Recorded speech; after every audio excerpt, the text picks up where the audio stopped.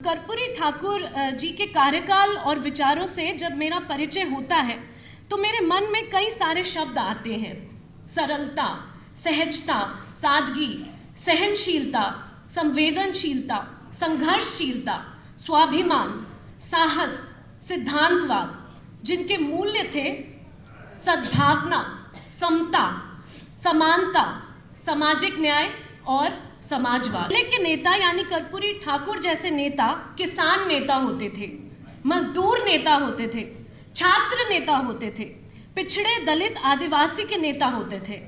और आज के नेता अक्सर क्रिमिनल नेता, करप्ट नेता, क्रोनी कैपिटलिज्म में विलीन नेता, किसान विरोधी, मजदूर विरोधी, छात्र विरोधी नेता, स्वर्ण के नेता, नफरत और हिंसा फैलाने वाले नेता होने लगे हैं। आज के जैसे इतने न्यूनतम स्तर के नेता भी पहले कभी नहीं हुए हैं। नेतागिरी और नेताओं की इस कदर गिरती गुणवत्ता ही कारण है कि आज के दौर में कर्पूरी ठाकुर जैसे जननायक को याद करना और अपने जीवन में उतारना और भी अनिवार्य हो चुका है। मेरे अनुसार आज भारत फिर से एक स्वतंत्रता आंदोलन की ऐतिहासिक लड़ाई की चौखट पे खड़ा है। ये लड़ाई है सच्चाई की, मोहब्बत की। आज के नेताओं का सोचे तो मन में शब्द आते हैं स्वार्थी, सांप्रदायिक, सिफारिशखोर, दिखावटी, पाखंडी।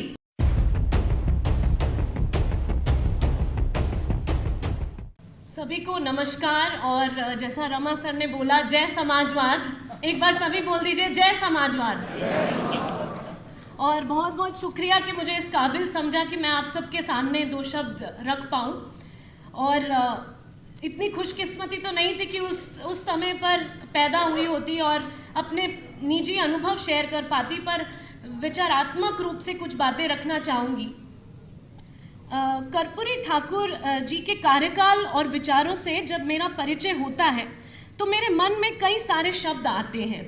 सरलता, सहजता, सादगी, सहनशीलता, संवेदनशीलता, संघर्षशीलता, स्वाभिमान, साहस, सिद्धांतवाद, जिनके मूल्य थे सद्भावना, समता, समानता, सामाजिक न्याय और समाजवाद। शब्दकोश में शायद ऐसे शब्द खत्म हो जाए, परंतु उनके गुण, आदर्श और आचरण खत्म होने वालों में से नहीं थे। न जाने आज के नेताओं में से ये गुण कहाँ विलुप्त होते जा रहे हैं। आज के नेताओं का सोचे तो मन में शब्द आते हैं स्वार्थी, सांप्रदायिक, सिफारिशखोर, दिखावटी, पाखंडी आदि। पहले के नेता यानी कर्पूरी ठाकुर जैसे नेता किसान नेता होते थे, मजदूर नेता होते थे, छात्र नेता होते थे, पिछड़े दलित आदिवासी के नेता होते थे।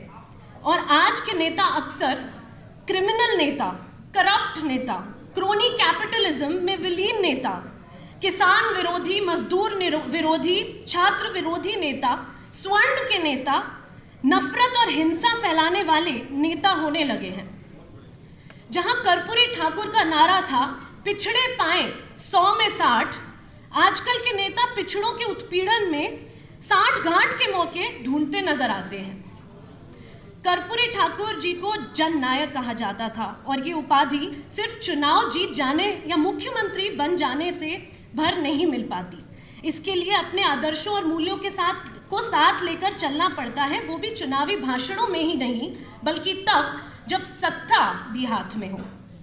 एक दौर था जब सत्ता का पर्याय होता था जनता, और जनता के लिए सेवा, समर्पण, त्याग और तपस्या।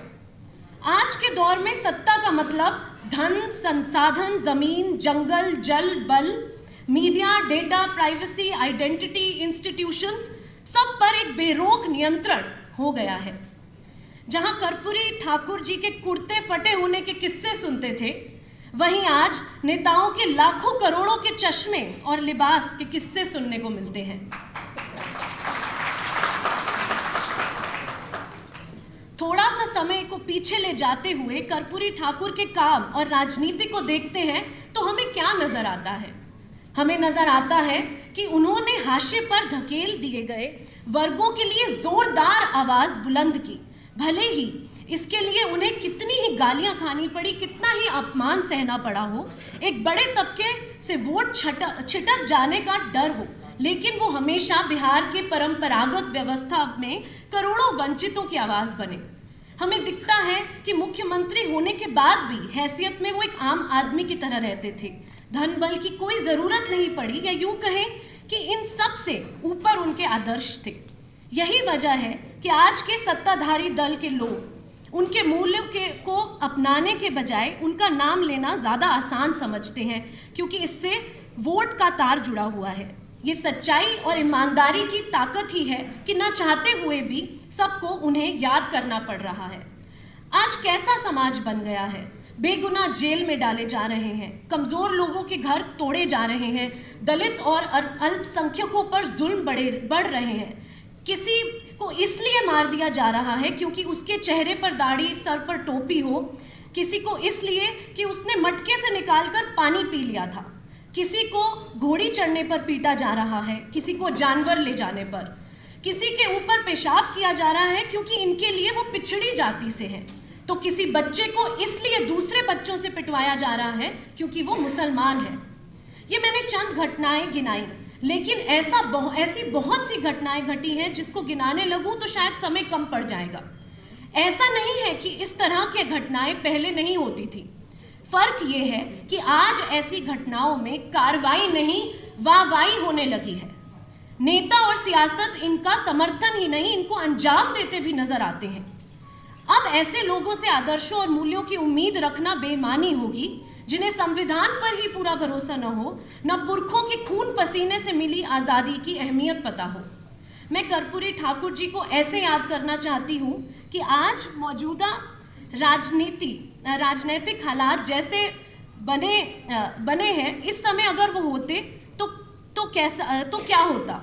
जैसा आइंस्टाइन ने महात्मा गांधी जी के बारे में याद करके उन्हें कभी कहा था कि लोग विश्वास ही नहीं कर पाएंगे कि गांधी जी जैसे महान शख्सियत धरती पर कभी हुए भी थे, आज की पीढ़ी के लिए भी ये विश्वास करना उतना ही मुश्किल है कि कर्पूरी जी जैसे नेता होना संभव भी हो सकता है, जिनके लिए उनके मूल्य, सिद्धांत और जनता से बढ़कर कुछ नहीं था। सच्चाई तो यह है कि जिस प्रकार स्वतंत्र भारत के इतिहास में कर्पूरी ठाकुर जैसे सर्वोच्च नेता बहुत ही कम हुए हैं, उसी प्रकार आज के जैसे इतने न्यूनतम स्तर के नेता भी पहले कभी नहीं हुए हैं। नेतागिरी और नेताओं की इस कदर गिरती गुणवत्ता ही कारण है कि आज के दौर में कर्पूरी ठाकुर जैसे जननायक को याद करना और अपने जीवन में उतारना और भी अनिवार्य हो चुका है।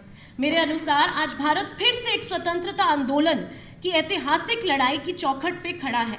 ये लड़ाई है सच्चाई की, मोहब्बत की,